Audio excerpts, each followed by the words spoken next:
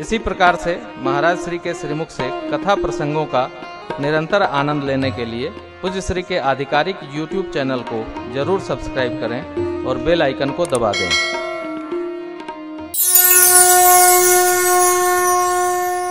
कल हम आप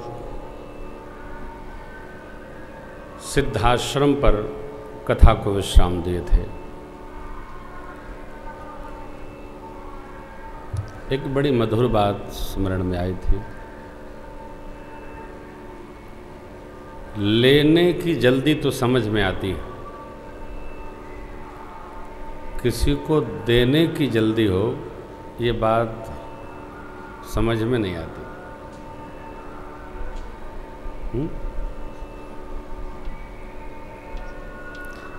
मैं तो राजन जी की गद्दी लगवाने वाला था, व्यास गादी। तो मेरे कई मित्रों ने कहा अभी आप गद्दी न लगवाइए, उनको साथ में बैठा लीजिए। क्यों जानते हैं? बेटे का ब्याह हो तो बहू को, लड़का योग्य हो जाए तो पिता को, बच्चे को, और कोई योग्य व्यक्ति मिल जाए तो अधिकार योग्य व्यक्ति को जितने शीघ्र दे देंगे उतना तनाव मुक्त हो जाएंगे। कारण आप अपने सन्मुख अपनी तपस्या को संवरते बिगड़ते दोनों प्रकार से देख सकते हैं। फिर यदि कोई विघ्न आता है तो आप गाइड करेंगे, संभालेंगे। भगवान शिव ने कार्तिकेय स्वामी को दक्षिण का भार सौंपा। पूज्यपाद गोस्वामी जी ने एक ही पंक्ति लिखी है, जगजान सन्मुख जन्म कर्म प्रताप पुरुषार्थ महा। जन्म महा, कर्म महा, प्रताप महा, पुरुषार्थ महा। कोट चटक रहा। जगजान, ये महा सबके साथ लग गया। अब वो लिखते तो स्कंद पुराण हो जाता, मानस तो नाना पुराण निगम आगम सम्मतम कथाएं। इसलिए सूक्ष्म गोस्वामी जी ने श्री राम कथा में जो प्रसंग आए उनको सूक्ष्म, शिव जी ने रति जी को आशीर्वाद क्या दिया, जब जदुवंश कृष्ण अवतारा। जो 7 दिन श्रीमद् भागवत कथा में बताई जाती बात, अब वो पूरी एक पंक्ति में है, जब जदुवंश कृष्ण अवतारा होई हरन महामही भारा, कृष्ण तनय होई पति तोरा। ये पूरी कथा भागवत जी की बन गई। तो सूक्ष्म बात कैसे कही जाए, किसको? जो अपना योग्य उत्तराधिकारी मिल जाए उसको सौंपो, अपने मुक्त हो जाओ। वाइड गाइड करते रहिए, वाइड गाइड करते रहिए, खूब बढ़ाकर संभालते रहिए। पंक्ति है, आयुध सर्व समर्पिके। जो विश्वामित्र बाबा जीवन भर तप करके अर्जित किए थे, राम जी को बैठा के और शीघ्रता से सब आयुध दे दिए। क्यों? बाबा विश्वामित्र जी यह समझ गए कि जिसके लिए हमको आयुध मिला है वह आ गए। यही समझ बनानी है। और देखा जाए इस कथा में किसी भी प्रकार की कोई भी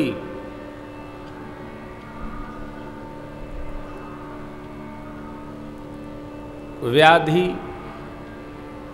विकार,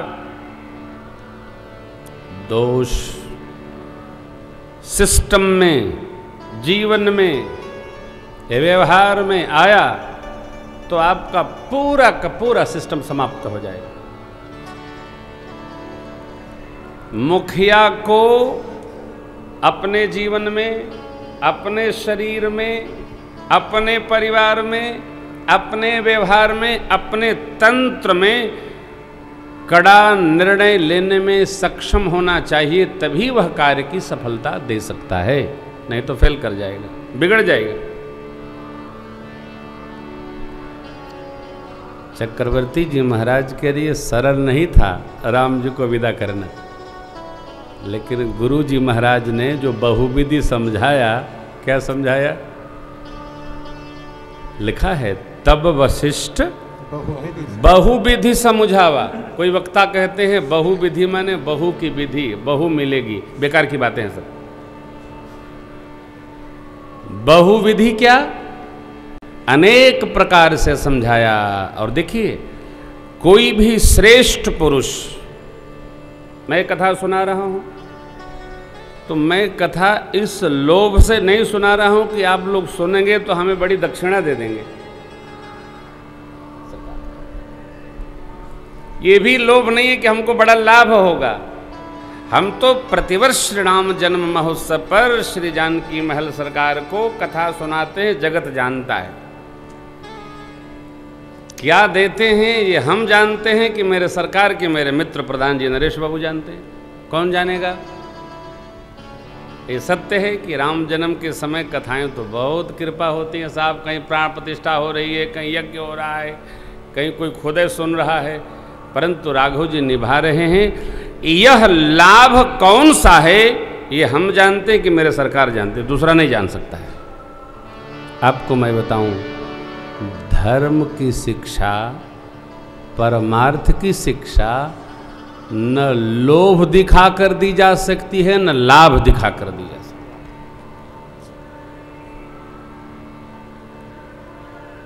तारकेश्वर बाबू, धर्म अग्नि स्वरूप है साहब। श्रद्धेय मनु जी महाराज कहते हैं, धर्म एव हतो हंति धर्मो रक्षति रक्षितः। धर्म से च्युत होगे आपको हानि मिलेगी, धर्म अपने रक्षक की रक्षा करने में सक्षम है। विश्वामित्र जी ने क्या कहा था? देहु भूप मन हर्षित तजहु मोह अज्ञान, धर्म सुजस प्रभु तुमको इनकह अति कल्याण। इनका कल्याण होगा। कल्याण में लाभ नहीं है। ये जो कथा अचानक, हमारे शेखर बाबू अचानक इस कथा के यजमान हो गए। इनकी कथा तो 13 से 21 सतना में निश्चित थी ही। इनके साले साहब हॉस्पिटलाइज हैं, गंगाराम में भर्ती हैं, कल उनके किडनी का ऑपरेशन हुआ है। इनको वहाँ रहना चाहिए।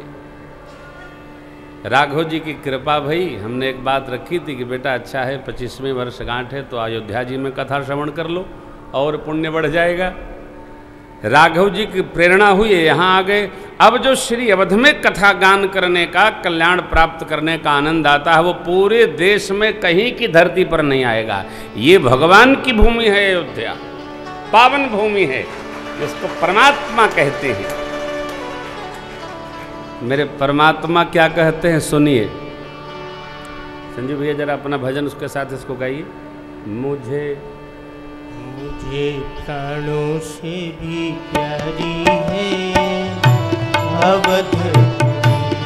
संजीव भैया को दिखाओ भाई। प्राणों से भी प्यारी है अवधपुरी। ये है अवधपुरी, ये है अवधपुरी, ये है अवधपुरी, अवधपुरी मुझे प्राणों से भी प्यारी है ये अवधपुरी। मुझे प्राणों से भी प्यारी है ये अवधपुरी। सुन कपि संगत लंकेशा पावनपुरी रुचिर यह देशा।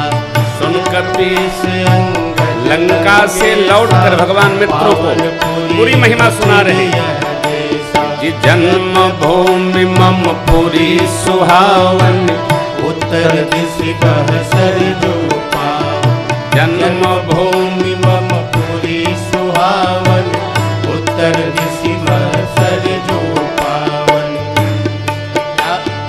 जाम जनते बिनहि प्रयासा, मम समीप नर पावहि बासा।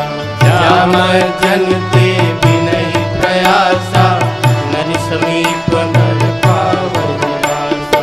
अति प्रिय मोहि हाके बासी, मम धाम दापुरी सुख राशि।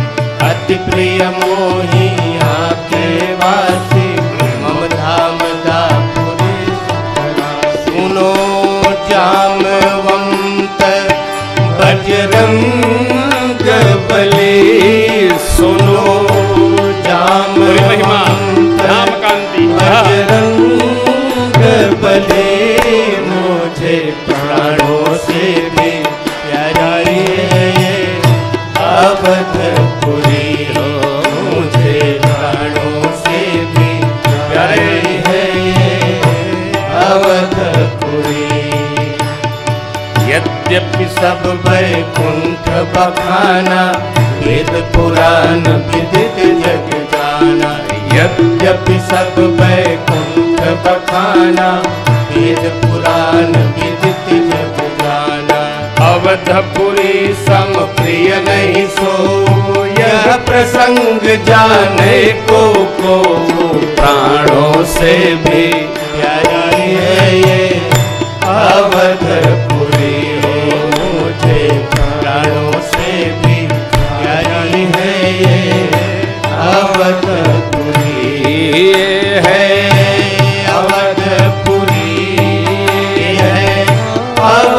अवधपुरी है, अवधपुरी है, अवधपुरी।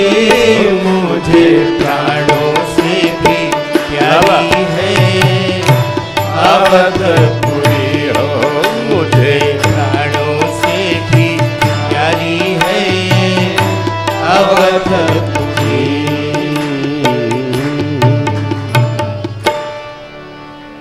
मानस जी में, मानस बोले तो आजकल बहुत मानस हो गए, शिव चरित मानस, कृष्ण चरित मानस, विष्णु चरित मानस और अपने अपने गुरु जी का चरित मानस, न जाने लोगों का क्या भया है। इसलिए मैं जो बात आपको सुनाऊं ये है श्री राम चरित मानस। क्या है? श्री राम चरित मानस।